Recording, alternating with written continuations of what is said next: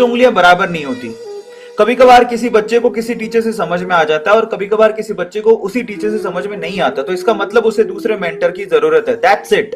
Teacher कभी खराब नहीं होते हैं, ठीक है, बस बच्चे के समझने का लेवल थोड़ा ऊपर नीचे होता है। कभी कभार बहुत इंटेलिजेंट जिनको एक ही बार में समझ में आ जाता है, उनको फास्ट पढ़ाने वाले टीचर चाहिए होते हैं। मतलब मैं मेरा ओपिनियन बता रहा हूं उनको। तो इन दैट केस उनको ऐसे टीचर अच्छे लगेंगे जो बहुत जल्दी जल्दी कोर्स को खत्म करा दें, क्योंकि वो बहुत जल्दी ग्रैब कर रहे हैं। लेकिन कुछ बच्चे थोड़ा धीरे समझते हैं, ठीक है, थोड़ा धीरे समझते हैं, तो उनको ऐसे टीचर चाहिए जो कि धीरे धीरे आराम आराम से पढ़ाएं और चीजें समझ में आए।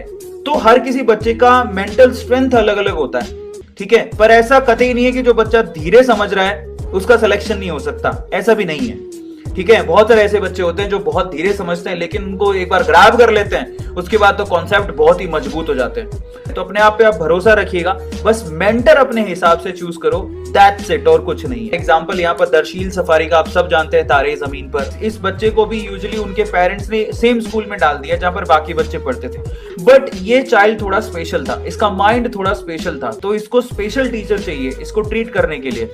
अब जब वहां पर वो जो नॉर्मल स्कूल में होता था, तो वो कंफ्यूजन फील करता था, वो डिप्रेस फील करता था, क्योंकि वो बाकी बच्चों के जैसा नहीं था, उसका पांचों उंगलियां बराबर नहीं होती है बस। तो इसीलिए तारे जमीन पर यह बताया गया है कि हर एक बच्चा सेम नहीं होता, हर एक बच्चे की ट्रीटमेंट सेम नहीं होती है, और हमें इस चीज को समझना पड़ेगा। तो इसीलिए उस बच्चे को आमिर खान ने अच्छे से समझा। That's what I am saying. कोई टीचर खराब नहीं है, या फिर कोई बच्चा ऐसा नहीं है जिसका सिलेक्शन नहीं हो सकता, बस मिसमैचिंग हो जाती है, दैट्स इट। तो वो मिसमैचिंग को मैचिंग करो। आप जिस टीचर से समझ पाते हो, बस आप उसके साथ आप अटैच हो जाओ।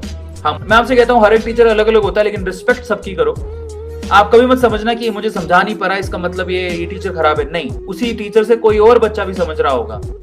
बस आपको अपने टीचर की मैचिंग बिठानी है कि मुझे किसका समझ में आता है। So be wise about those things, कि आपकी स्ट्रेंथ क्या है, आपकी वीकनेस क्या है, उसके हिसाब से आप टीचर को क्या करो, सेलेक्ट करो, यूट्यूब पे भी, या फिर अगर आप कहीं फिजिकल क्लासेस लेते हो वहां पे भी। तो आप मेरी फीलिंग समझ गए होगे मैं क्या कहने की